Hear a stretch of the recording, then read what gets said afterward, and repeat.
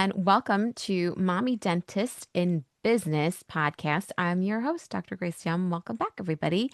It's time for our weekly episode, and we have been dropping episodes once a week for about 8 years, minus the holidays, Christmas and New Year's. But other than that, you can catch all of our episodes on our website at mommydibs.com or your favorite station on where you like to listen to your episodes and podcasts. Now, today's episode, I'm really excited to have you all get to know one of my dearest friends, someone that has been a part of our community since the beginning. OG. Okay, she's an OG. She's invested heavily into our community. She wants to see people grow. She wants to see women succeed. And she is all about dentists that are going to thrive and that are going to want to do better. And honestly, I would say we're all about iron sharpening iron. And I'm so excited because now you're going to meet dentist consultant and founder of Mapp Your Practice, which is such a cute name of her business. Welcome to the show, Dr. Stephanie Mapp. Thank you, Grace. I am so excited to be here, and I absolutely love Mommy Dentist and Business. My only regret is that it didn't exist 20 years earlier because I could have saved myself so many headaches if I had had access to these resources. So that's why I'm always a big fan.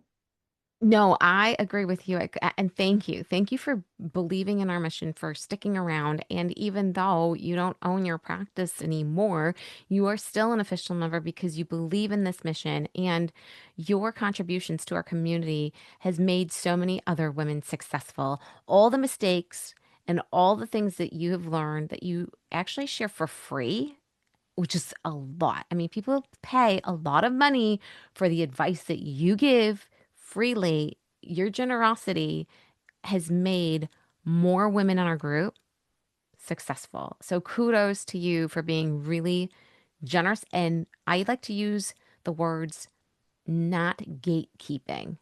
Dr. Mapp does not gatekeep. And I want to hand it to you because how many times do you see people say, well, you know, or like I would say they either don't post or they post, but it's like a phrase and they don't really get into the weeds, but you do. And so I'm really grateful for that. And our community is grateful. And for all of the listeners who don't know you, because I don't know if you know this, but we're downloaded in over 44 countries. And we have also a lot of dental students and a lot of younger dentists listening in on this podcast. And I really want them to get to know you. Can you tell them a little bit about yourself, what you do, and how you got to where you are today? Yeah, so what happened was I was a psychology major in undergrad. I couldn't afford to go to the dentist, and so I actually went to the dental school to get dental care during undergrad. And I had a student, female dental student that was assigned to me, Mm-hmm. and I just thought the whole thing of this woman could be a dentist, and she's working on me, and she was phenomenal, and I just all of a sudden decided, hey, I'm going to apply to dental school. I got in, I only applied to one school, and I didn't finish my psychology degree. And then I was an associate, probably 7 different associate jobs in 7 years. Some of those jobs overlapped. Mm-hmm. So I understand a lot about different practice models because you don't work for 7 different dentists and not see a lot of variation. I did bougie high-end dentistry, and I did blue collar, urban, Mm-hmm. public health. So I've seen all of these practice models. I then did a startup in 2020, no, 2002. Mm-hmm. I grew it to over $1 million within 4 years, which, if you look back, that's a significant number. Um, and then I expanded my practice. The recession hit and the bottom fell out. Mm-hmm. And I signed up for 13 PPO plans. And that was the beginning of even a worse disaster than losing money during the recession. So to try to bail myself out of now running this hamster wheel PPO practice, I bought a fee for service practice at the same time. And after 5.5 years, I ended up closing the fee for service practice, lost hundreds of thousands of dollars, and realized number one, I did not like owning two practices. Even if everything had gone well, I didn't enjoy doing it. Mm-hmm. But ultimately, it was a landlord dispute that caused me to have to close my practice. I either had to move it and invest more money or just close it. And Mm-hmm. I just took the lesser evil, which was close it. Mm-hmm. And that forced me to go back to my original PPO startup that when I had originally started that practice, it was fee for service. And I went from 13 PPO contracts down to three when I finally left clinical dentistry. So I learned by reading every single insurance manual I had. I learned by paying attention to the fees. I learned how to read a EOB, and I became the one who trained everybody in my office how to Mm-hmm. do everything. I learned it Mm-hmm. myself. So I Mm-hmm. tell dentists all the time, if you don't know how to do something and you get a new employee, Right. how are you supposed to train that employee? This is part of the problem. There's no such thing as front desk school. So Right. you're at the mercy of whoever's trained that employee before. And I think that's where the big disconnect is with trying to figure out why can't we find good employees? It's because there's not really any special training for front desk. I agree. And it's all variable depending on which office, right? Like ortho is going to be different from PD. There's just a slight nuance. And again, if you're not familiar, you can't verify that what they're doing is correct. Or if you're trying to train and you're doing it kind of on your own, you don't know what you don't know. And so I think that's just what all this front, we can go into front desk training quite a bit, and that could be a whole nother episode. But going back to your point about learning everything yourself and then knowing how to train and knowing and verifying that the work that your team is doing is actually what they should be doing. Now, I wanted to go back to the title of your business, which is Map Your Practice. And for all of our listeners, I want to know, or I want them to know, what is Map Your Practice? What is it that you're doing to help dentists? So I created the company that I wish I had had access to when I was struggling with all the PPOs. I worked with three different consulting groups over the span of owning practices. And first of all, I have to say, anybody that says a consultant is not helpful or a coach is not helpful, my first comment to you is you have to interview several before you hire one. Yeah. And second, you have to make sure that you're willing to put in the work to make Mm, changes mm-hmm, in order to be successful. So mm-hmm, I tell people it's like a gym membership. You can join a gym, but if you're not physically walking into that gym and doing the work, you're not going to change anything.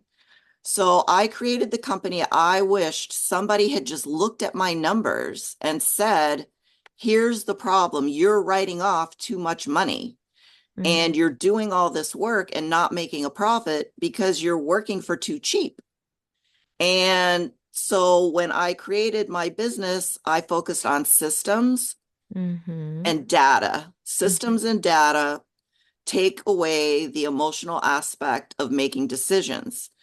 So if you follow the data and you make a business decision, then you're going to have better luck than just randomly saying, hey, I'm going to drop a plan. I target PPO practices because that's my forte and that's what I've had success with. So I do take some practices completely fee for service, but it requires a different set of skills to be fee for service than it does to be PPO. They're both good models. I don't say one's better than the other. It's just what's better for each practice. So going off of that, and what you've been saying is when you owned, you started with a lot and then went down to three, and you obviously know how to strategize and you obviously build a plan on how to drop certain plans or keep certain plans or just become fee for service altogether. And I read in our Facebook communities and other communities that people want to do it, right? But they're kind of confused as to like how do they know when it's time to drop a PPO plan? And I think that there's some hesitation, right? They think about it, they ponder it, but they don't like know when, like how do you know when it's time to drop plans? So you have to realize there's two aspects to dropping plans. One is subjective and one is objective. And the objective is knowing the data, knowing your numbers, and knowing how to go about doing this. And then the subjective part is actually harder to overcome, and that's being not afraid to do it. I hear the two most common things I hear are number one, I can't. Well, if you don't believe you can, then you definitely can't. Right. And the second thing to remember is um, if you don't lead your team and let the team know we're going to do this, we're going to get through, it's not going to work Hmm. because sometimes the team is who gives the biggest pushback and prevents an office from being successful. Okay, so it sounds like there's some mindset things, right? Yes, Like some mindset and belief and confidence, right? yes, And then teamwork to get this yes. done. Do you see on average, because I know you have clients, like, do you see on average, on your, I'm just curious, when clients or dentists come to you, do they come to you like, I'm ready, let's go, let's do this? Or do they come to you like, I'm sure it's a mixed bag, but they need you to coach them on the mindset first?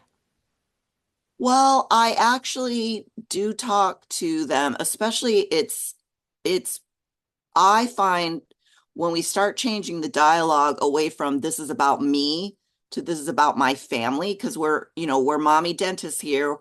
We've got to prepare our children for the future. And so sometimes a dentist will think, well, I can't leave this plan because I'm the only one in my community that takes this and the people aren't going to like me.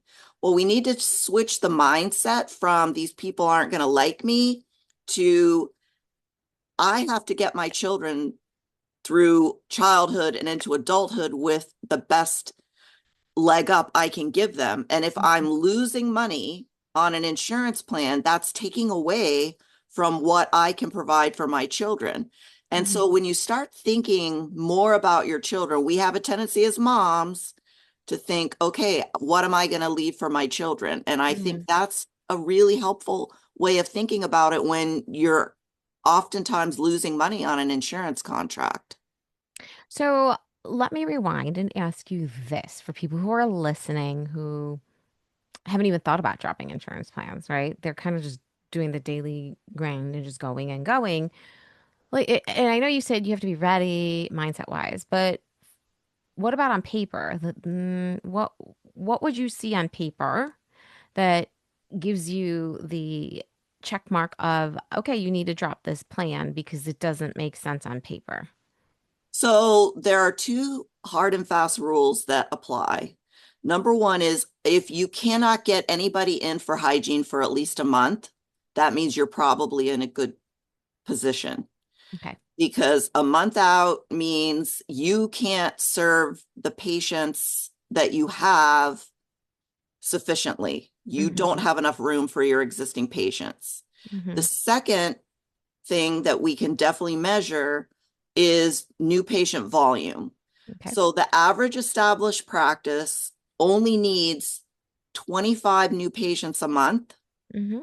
to sustain average attrition. Okay. So you don't have to be getting 50 to 100 new patients a month because at some point you're going to hit capacity. Hmm. And capacity doesn't mean how many chairs are not filled in my office. Capacity is the number of patients you can actually see. So that you might have 5 chairs, but can only get 2 hygienists. Hmm. Hmm. And you might have room for 3 hygienists. So you might think, well, I want to keep growing. But Mm-hmm. let's say you can't get a third hygienist. I have offices, they've been looking for a year. They cannot find a hygienist. So it's now time, even if you have an empty chair, if you can't hire somebody, you might be at max capacity. And that's where the numbers come in, is evaluating those things. Okay.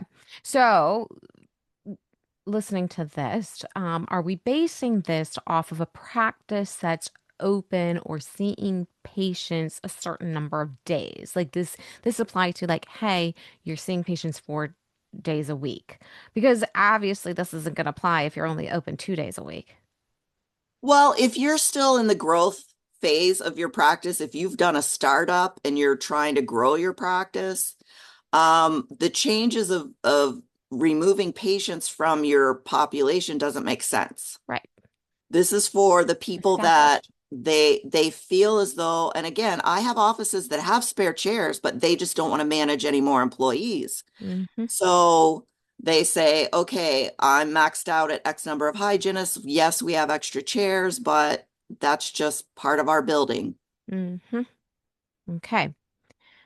All right. Well, the wheels are spinning, and I hope that the listeners, your wheels are spinning because if you can't get new patients in, or recall patients in, I should say, in 30 days, let's review, look into your systems and see what that reason is. And then if you are not hitting, or if you're at 25 new patients, you're do a month, you're doing well. But if you're not, if you're below 25 new patients a month, that's one thing. But if you can't get more than 25 new patients a month, that's another thing. So you have to do some analysis and digging of where and why this is occurring, correct? Right. There's some offices that don't get 25 new patients a month because they're booked out for 6 months and they can't see new patients. If Hmm. you can't see a new patient and you have any PPO plans at all, it's time to think about dropping. Okay, got it. So when you're thinking about dropping a plan, and I understand that doctors are nervous about it for a lot of reasons, right? A lot of reasons, like you said, they're the only provider in the area that takes it. They don't want to be like stoned to death by the community. Right, Um, exactly. and then, but then the other reason might be, you know what? I'm gonna lose. Like I'm trying to think of different fears, right? So the other fear might be then they'll go to my competitors, Yes. And right? I say, as for those who like Mel and follow Mel Robbins, let them go somewhere else, because let somebody else take that financial hit. Every dentist needs to know what it costs them to seat a patient in the chair. And you figure that out by looking at your P&L, and you add in your annual debt service. So your P&L, your debt service, and your taxes all have to be calculated, and then figure out, okay, how many days a week are we open and how many hygiene spots do we have? All of that is basic, simple math. And if you're only getting $150 for a recall appointment and it's costing you $185 to run your practice, you're losing money when you seat that patient. So Right. you can actually work less days and lower your volume and still make the same amount of money if you get Mm-hmm. out of plans that are not profitable. Mm-hmm. Mm-hmm. So it's not even about filling all the chairs. It's about the chairs need to be mostly filled with profitable plans, because if Mm-hmm. you're on a plan that's losing money, your personal take home pay is going to shrink. Yeah. And I think that's the disconnect, right? Okay, so we've mentioned fear. We've mentioned numbers, as in number of new patients and booking way out, like not getting patients back in on time because there's too many. And then the logic goes to, excuse me, doctor so and so, if you're seeing this, you're filling your schedule with all these MetLife patients that are paying you. And I'm just saying, for example, let's just say you're, 1 hour, prophy clean, recall patient, right? Is normally for cash paying, let's just make up numbers, $300 for the hour, okay? But then you're in network with MetLife And then they're saying, oh, well, we're only paying you $150. That's half the money, right? For that 1 hour. Right. But then you're saying you need to understand what you per hour it's costing you to run this business, right? Right. So you're saying, okay, to pay the hygienist and all the supplies, the patient bib, the cotton rolls, the prophy paste, the equipment, and top of that, the debt loan, like student loan debt or business debt. And then on top of that, you know, whatever your taxes, right? So let's just say, again, I'm throwing out numbers, it costs you per patient, let's say it costs you per patient to come in, what's a reasonable number? I mean, 160, 170. 160 or 170. Okay, so let's say 160. So it costs you $160 every time you put someone in that chair for an hour, right? But MetLife is only paying you 150. Your delta, you're losing $10 on the hour. Right. Right. Right. So, listeners, okay, for all of our newbies out there, we are trying to help you make sense of this because you could be just from 9 to 12 in the morning, just on one chair. You're losing $30 for the morning just for that one chair. So, Dr. Mapp, what should we be doing to not lose the $30 from 9 to 12 in the morning? You need to make a plan, and it doesn't mean it has to be rip off the Band-Aid. I do have some rip off the Band-Aid clients, and good for them. They are brave souls, and we get it done, and they have no regrets. But most offices, it's baby steps in leaving a plan. So one of the first things you can do, if you say, okay, I'm booking out this far, I have this many new patients a month. What I need to identify is number one, what is my lowest paying plan? Hmm. Bingo. Yep. And then number two, is this plan on an annual recall patient, which means you should be doing 2 exams, 2 prophies, 4 bite wings, and at least 2 PAs. If that over a year, let's say that comes to $500, you have to divide that by two to tell yourself, okay, I'm making 250 per visit because it has to average out. And if the numbers don't match, then the first step is to always say, okay, no more new patients on this plan. Hmm. And there's a right way to do that and a wrong way to do it. Obviously, some people call in and the first thing they're going to ask is, do you take plan XYZ? Hmm. And you can say to the patient, well, we're currently not accepting new patients on that plan because we are thinking of leaving that plan this year and we don't want new patients to get established if we're going to leave the network. Now, Hmm. some people cringe and they're like, well, now I'm not getting that new patient. Well, you don't need that new patient. Hmm. Once you're completely out of the plan, you can change the option for that patient, and they might be a great out of network patient.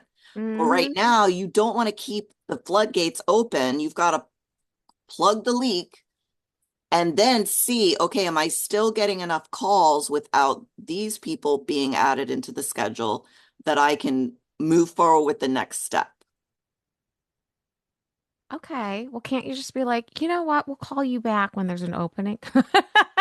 We'll see you when we want to see you in case, oh, you know what? My schedule's always empty from 11 a.m. to 12, right before lunch. So you can only come at that hour. It sounds like a good idea, and that's something that is possible to do. It's just most people don't make it work properly because front desk teams have a tendency to cave. Of And a course. patient will be like, well, I can only come at blah, blah, blah time. So I tell people, if you have, let's say you have 2,500 patients and you only have room for 2,000, those 2,000 patients also don't want the 11 to 2 spots. Whatever patient population you have, they're all going to want the same great Right. spots. Right. And so if you're filling your great spots with your lowest paying plan, again, you're still losing money no matter what time of day they come in. Mm, So if you don't have the big girl britches on to be able to say, nope, no more new ones for now. I don't recommend this for somebody that doesn't have enough patience. I recommend Right, it for the right, people that do. right, right, right. Yeah. And that's where I think front office training is really important, right? And I always boiled it down to with my staff. We were mostly fee for service because when I started, and I'm just throwing this out there, when I started my practice in my area, there was no specialist um, in network. Every special, so it made it easy for us, a specialist. We were all fee for service, so patients didn't have a choice. And when I opened, Delta Dental came to me and said, "Will you be a premier provider? We will pay 100% of your fees." They were just trying to get their foot in the door. And at the time, I just said, "Yeah, if you're going to pay 100%, why not?" Because that's the same thing as fee for service. So we did end up learning a lot about, because my staff and I, we didn't know anything about insurance because up until then, all my associate jobs are also not in network, except for like this 1 year I went far, far away, not in the city. And so I do want to say to our listeners that, you know, when they pay 100%, that's fine. But then you have to determine what schedule you want, right? Like, because different insurances pay different schedules and different percentages of what you would ultimately like. And of course, you don't want to just break even. You want to get paid above breaking even because that's called profit, right? Right. And my front desk, I remember they would feel so badly, right? The ones that are just like sweet, sweet front desk people, like, well, why can't we just go in network? Like these people really need it. And I would say to them, are you going to ask me for a raise this year? Yeah, exactly. And they'd say, well, yeah. And I'm like, well, then how am I going to give you a raise if we're not going to get paid? And do you want to do free work? Because I don't. And they would be like, then, I always framed it into like, what's in it for them, what's best for them, right? Not what's best for me, not what's best for my practice. It's like, what's best for you? Do you want a raise, right? Like, if you want a raise, then don't ask me ever again Right. to go in Exactly. network. It's true. It's true. And I think, I travel to offices and I do training with the whole team. And I put it in perspective for them of, if you hold up a dollar bill and you say, this is your full fee, and then you take off a third of that dollar bill or half of that dollar bill. Some insurance companies are only paying 30 something percent of that dollar bill. There's no money, forget paying the doctor. The doctor is now paying out of pocket Mhm, to make up for these really bad paying plans. And you're doing your work not for free. You're doing your work. You might as well hand somebody $12. That sticks mhm, into my head because that's what I figured out I was losing on one of my plans. Was I was like, I'm losing $12 on this plan. And I might as well just hand somebody $12 and then just go stare at my computer screen and I would come out ahead because I'm not wasting $12 on somebody mhm, that with myself doing the work. mhm. 100%.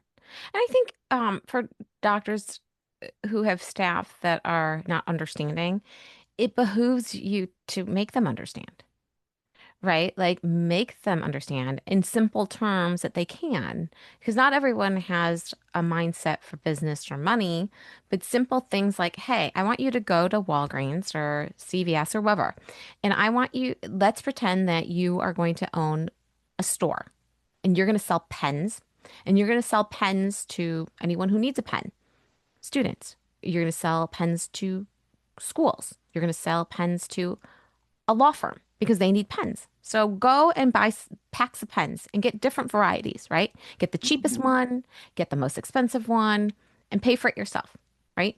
And then pretend I'm going to buy a pen from you, a pack of pens from you, right? And then I'm going to say, well, I'm in network with this organization that you're a part of, okay? And so this organization says that I only need to pay you three-fourths of what you paid. Tell me, is that fair to you? Yeah, exactly. Is You that have to fair? think of it like that. You have to Right. think Like like like that. you just paid $10 for this pack of big pens, okay? And now and you're trying to sell it to me, and I'm going to come and say, I'm going to buy those pens, but you paid 10 and I'm only going to pay you $7. Yeah, You're, you're you're, losing money. you just lost $3. And guess what? You're not going to get it back from anyone. You can't get it from anybody. It's No. out of your own pocket. You just lost $3 out of your own pocket. Yeah, And yeah. I'm like, that is the exact same thing what we're doing here, guys. Well, and I tell people something very simple they can do. Go to your schedule and print out your busiest day of the week and write down what you would have collected from your lowest paying fee schedule, and then copy that schedule and write down what you would get paid for your highest paid fee schedule, and look at the difference of what you would have made those days Mm-hmm. if you didn't accept that lower paying fee schedule. I would, when I did it myself in my own practice, I only went up to the next higher fee schedule. Mm-hmm. I didn't start looking at highest to lowest until I had already done it all. I had already gotten it to where I was doing much, much better on less days working. I tell people I went from working 5 days a week to working 3 to 3.5 with 5 weeks off a year. And I gave my team multiple 5 day paid weekends. So I tell people it is 100% doable. If your whole thing is, well, what am I going to do with my team? Well, I can help you figure out what to do with your team. That's an easy fix. That is Mm-hmm. not your biggest hang up. Mm-mm. Mm-mm. No, it's not. And I also want everyone to think this through here. Follow me for a minute, okay? Especially if you're um maybe you're a business owner and an associate at the same time. Maybe you just started. And then or for our newer associates or associates that are working right now that aspire to own, right? I want you to think about this working at because I worked at several offices, right? And maybe you work for an office that's fee for service, but your schedule is slower. You can take your time, you get some breaks. At the end of the day, you calculate how much you earned. I'm just making up numbers. Maybe at the end of the day, at 40% production or collection, you made 1,000, let's just say. But you feel good, you're not tired, your back doesn't hurt, your neck doesn't hurt, and you feel like I can come back the next day, okay, for $1,000, okay? Then let's just say you're at an office where it's very insurance heavy, and then you had to work in 30-minute increments, and you didn't even have time to talk to patients, and you were just trying to get through the day. And you go home and your neck is killing you. You feel like you need to get a massage. Your head hurts. You have to write all these notes. And then you calculated the amount of money that you made that day, okay? And it came out to the same amount, $1,000. Okay? So just think about that, right? Where do you want to stay full time then? Exactly. Exactly. Because you're not going to be a spring chicken forever, and you can only do that type of back-breaking work for so long before your body goes kaput. Right. And so I really think that everyone who's listening, you think about it because I am a total proponent of N- Um, I'm not saying what model to use, but I'm all about work hard, like smarter, not harder, right? Work smarter. Think about the dollars, right? Schedule and block schedule and train your team to think about the schedule and be like, well, you'll make some room for emergencies, yes, but you want to look and analyze what are my top paying insurance companies and maybe just a little bit play some favoritism with those patients. Give them the premier appointment times. Give them a little bit more special treatment because you're getting more money out of that insurance plan. And then the ones that aren't, you can kind of squeeze them in or give them the less popular appointment times, right? And start, Right. That's generally a way we phase, is sometimes if we have to phase, I can do the math and I can tell you exactly what month you can leave a plan if it's doable. So I wow, can run the even down numbers to the month. down to the month. That's incredible. Now, that also requires paying attention to your numbers over time because we have to Hmm. make baby step changes. So, Hmm. two things people don't understand happen as you lose volume. You Hmm. actually increase case acceptance. Mm, And in most offices, they have hundreds of thousands of dollars of non-accepted treatment hmm. on their books. I believe it. And they I are believe it. not getting case acceptance where it needs to be. You're never going to get 100% case acceptance, but you should be getting 60 to 80% case acceptance. If you're not getting 60 to 80% case acceptance, you're doing something wrong. So if you're, I can I just add something right there, Stephanie, because most people don't track case acceptance. yeah, they also don't look at where their new patients are coming from. So sorry to interrupt, but go ahead because I want to, after you're finishing your thought, I want to ask you about something else. Yeah, I will tell you when I started leaving plans, the fewer plans I had, the higher my case acceptance went. Um, and so I also learned, here's something a lot of people aren't going to like to hear, but this is the truth. Stop seeing new patients in hygiene. Stop. Stop letting the patients dictate. They were not allowed to do that in dental school. So go back to Dental School 101 and start getting to know your patients yourself. And those patients will learn to trust you. Why do you want them to attach to the hygienist on their first visit? Why don't you become the person they're attached to? Because if they're mostly attached to that hygienist and that hygienist leaves, well, you've just lost a patient. You didn't build that rapport with that patient first. So case acceptance goes up. If you have double the case acceptance, then you can see half the patients. I love it. I totally subscribe. Yeah, Yeah. it's about doing more treatment on less people.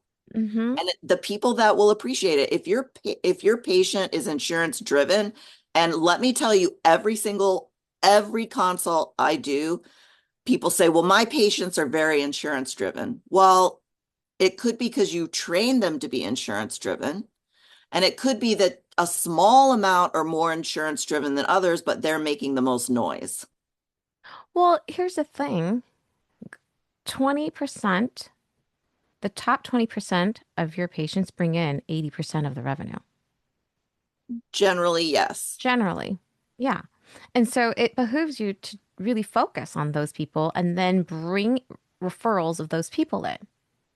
S- Oh, when you said know the insurances and treat those people differently, I knew my best insurance plans, and I would personally ask those patients to send people from their job to me. Exactly. And it's very easy. It can just come off the tip of your tongue. I always waited till they complimented us first. And they Mm-hmm. would say, oh, this is the best visit I've ever had, or whatever.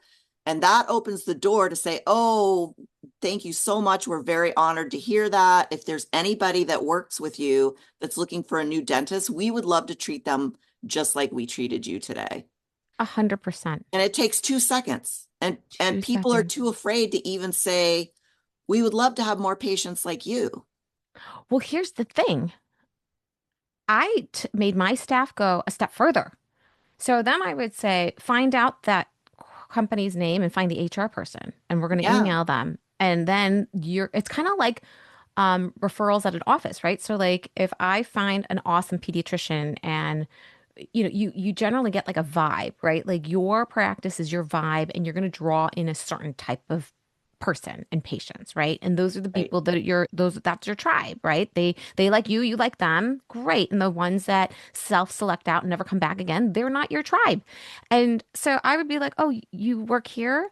Great." And then you see a pattern. Next month you see another person that works at the same office and they write down the referral. You go like, "Oh, I just saw Johnny from your work last month. He's great and I love his family."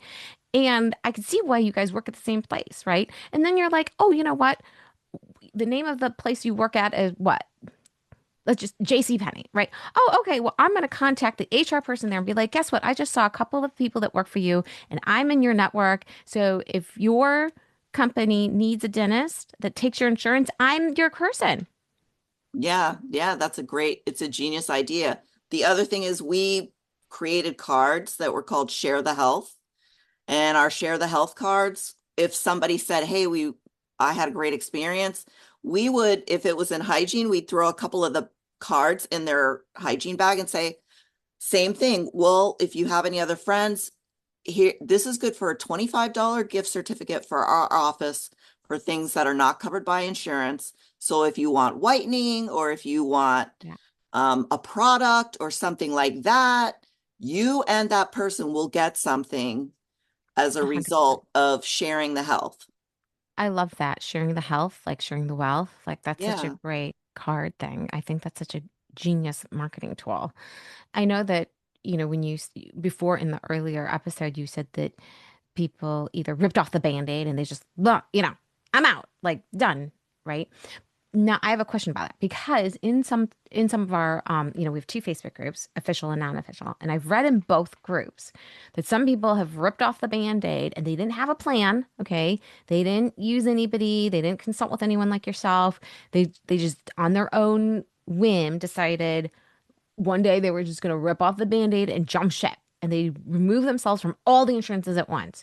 And then 6 months later, they're like, oh my God, I have no patience. Nobody's coming. And then they're like, I want back in again. So then they go back and re-sign up again. Like, what the hell happened there? Again, there's the subjective aspect of it and the objective aspect of it. They let the subjective aspect of it take over, which was, hey, I'm going to do this. But they didn't have the facts behind, okay, how do you do this efficiently? Number one, you need to know enough about insurances. I can kind of look at certain plans and say, you're probably going to lose almost all these patients because this one pays terrible out of network, or this plan pays great out of network. So let's coach these patients through how this is going to work. And I like to try to do as much in advance to look up. We'll go with, let's say the plan is from Coca-Cola. Coca-Cola has a plan, and Coca-Cola might have a lower paying plan and a higher paying plan. Well, if you know that, you can kind of tell these patients before they leave, say, hey, if you upgrade your plan, you may have no out-of-pocket expense. Or let's say it's a federal government plan. There are certain federal government plans that pay better than others out of network. So we can coach people through that. If they're just ripping off the Band-Aid and their team is not trained on verbiage and things like that, and let's say most of your plans pay terrible out of network, you are going to go broke. You are going to go in the wrong direction because you Mm-hmm. have to know what you're dealing with. And what works in one zip code can be Mm-hmm. terrible in another zip code. So you Mm-hmm. should never, ever, ever go by some random person online that said, well, I dropped this and it paid great out of network, because their contract may be an employer plan that's a high-end plan. And Right. then you might have the employer contracts in your area that are a low-end plan, and you are bleeding patients because they owe more out of network than the insurance is paying. It's it's so true. And the thought of it is like, wow, overwhelming. And I think that again, if you're going to do this, which I highly recommend you reevaluate all your plans, but I do think that if you're not, let's just say, wanting to lose all your patients at once, or I would most certainly want an expert in helping me do this and do this efficiently and do it accurately. And in my opinion, if you're going to do this, why wouldn't you want the best outcome?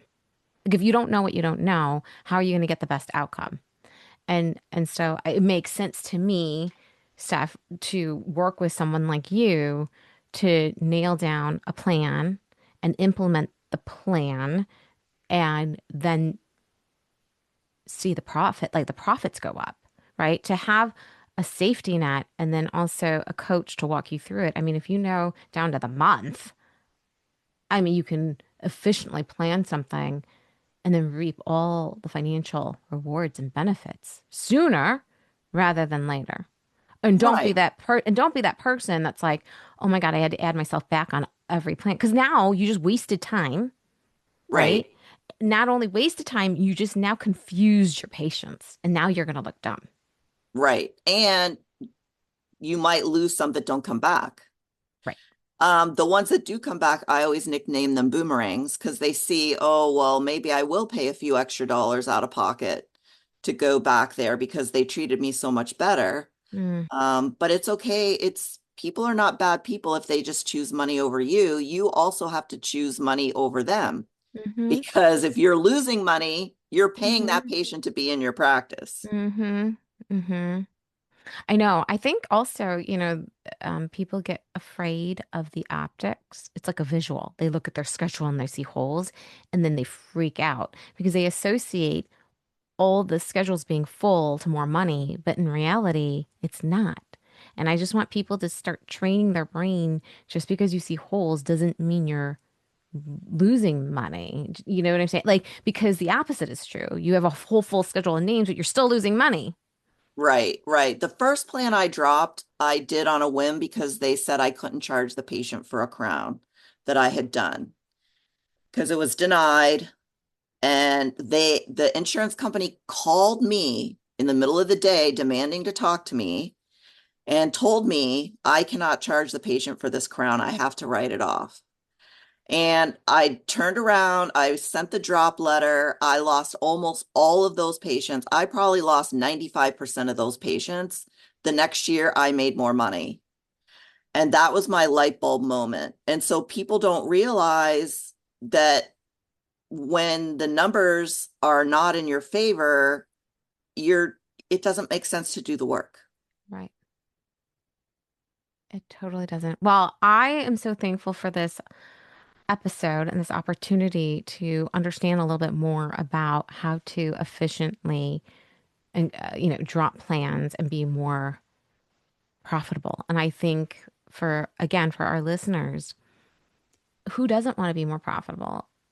An hour of a dentist time is an hour of a dentist time, and you're never going to get back that hour. And if one Right. doctor is making $600 an hour and keeping 400 of it, why are you working for $600 an hour and only keeping 100? Tell me that. Yeah. Yeah. I remember one year when I looked at my numbers, and I had done more dentistry that year, and in my bank account had $25,000 less. That's over 2,000 a month that I didn't take home because I was on so many plans. Mm-hmm. And once you start looking at the numbers and you say, well, why am I doing more work Right, and not seeing it? right, right. Why not do less and be happy and see all the money come in? That's my sense anyway. Exactly, exactly. So on that note, everyone, we've given you a lot to think about, guys, and we've given you a lot of pearls. And I hope that you've written notes. But if you want to get in touch with Dr. Mapp and have her evaluate or do a consult or have her walk you through this with her expertise, look up her website, and that is It is mappyourpractice.com, but map is spelled with two P's, MAPP, mappyourpractice.com. And I am very transparent. I have my fees on there. I do complimentary consults to decide if you are ready. And I'm going to be honest, occasionally I'll tell a dentist, I'll say, look, you're in such a good position, you don't even need me. You mm, just need to rip off the Band-Aid. And I do occasionally tell people that. mm-hmm, So it's a fine line between knowing who isn't ready yet. And mm-hmm, if they're not ready, they probably need to invest in marketing. mm-hmm. And if they are ready, then I can help them make the steps to confidently go through the process so that they're not flying by the seat of their pants. I love it. And not just flying by the seat of your pants, saving time. Really. I mean, honestly, it's saving time. Buy back your time. Like, it doesn't make sense. And then it doesn't make sense to sit here and try to figure it out all by yourself and recreate the wheel when it's done for you. It's an investment. It's an investment in your practice, and it's also an investment in making you more money. And Right, right. all that's what it comes down to. So don't be foolish and don't try to do this by yourself if you're really in the thick of things. But I that's my belief. And, you know, the other thing that people should be aware of is that when you do this, right? When you are thinking about dropping, it's not that straightforward in the sense that there's a lot of moving parts, right? Because yeah, you have to deal with the insurance company, then you have to deal with the language for patients, right? About how you're going to present it. Then there's Mhm. language for the team and how to present it to the team. But then it's also language for the team to present to the patients because it's not just a letter, right? I mean, like, so there's a lot of moving parts. It's not as easy and straightforward as one thinks. But then the other part that the doctor has to do that you cannot offload is knowing your numbers, like Dr. Mapp said. That is a you thing that you have to do. You cannot delegate that to somebody else. And then there's also reading the insurance plan. Are you really going to sit there and read the insurance plan? It's like reading a dictionary. I would be like, it's reading something in another language that I never learned. Like, I'd be like, what is this? Japanese? Like, Korean word for the day. right, Korean for the day. And let me tell you, I don't know what insurance is in Korean. So honestly, you guys, I'm just pointing it out. It to some people it might be like, oh, I could do this by myself. It's so simple. And I'm like, no, I've already just listed seven different things that you have to do. Well, you have to realize I could afford to sit down and read insurance plans once I was losing patients because I was still making more money with less patients. So I could read the manuals. Right. Well, yeah, but you know what? You're also smart enough to read the manuals. I'm sorry. Some of us are not even smart enough to read the manual. And nor do we want to. Like, I'm like, no, thank you. But now with AI, it'd be like downloaded into like AI and be like, what does this say? Yeah, yeah, that's true. That's true. Oh, oh my God. But even so, it's very nuanced, very nuanced. Well, thank you, Dr. Matt, for spending the time with us. And again, go to mapyourpractice.com to see if this is what you need to do. Hello, it is March, okay? It is the first quarter, and we're going into the second quarter of the year. And if you want this year to be profitable, you need to get your act together fast because time's running out to implement this. Yeah, I usually picked in January of every year. I looked at all my previous year's numbers and I said, who's on the chopping block? Well, there you go. And that I was out by the end of the year, sometimes one plan, sometimes multiple plans. Okay. I tell people I've gone in and out of plans on, in some cases, as many as 4 or 5 times, the same Wow. plan back and forth, but it was only because they paid me more when I went back in. hmm So That's the it's only not, exception. The only yep. exception. The only exception is when they offered me more to come back, and it happens. See, because you guys, insurance companies are savvy. They are very savvy and they know how to play the game. And so, like you have to be smart to play the game too. And you are Exactly. smart. If you can be smart enough to be a dentist, you can be smart enough to do this. All right. It's easier than biochemistry, that's for sure. I have to agree with that. I hated biochemistry. Hated it. I mean, I barely got by with a low B, but I was just like, I think I was at that weekly TA office hours every week. He was so sick of me. He's like, don't come back. All right, Steph, thank you so much. Thank you, everyone, for listening in. Until next time, and hello. If you ever want to meet Dr. Mapp in person, come to the Social Summit. It's going to be this fall in Georgetown, Washington, D.C., Fairmont Hotel. Look it up on our website, mommydibs.com. All are welcome. You don't have to be an official member. In fact, we have some mommy dentists who bring their daughters who are either in dental school or dentists to join. And some of them bring their associates, female associates as well. So check it out. It's always amazing CE and another way to interact with the community and meet other like minded women dentists. Until then, I will see you later. Bye, everyone. Bye.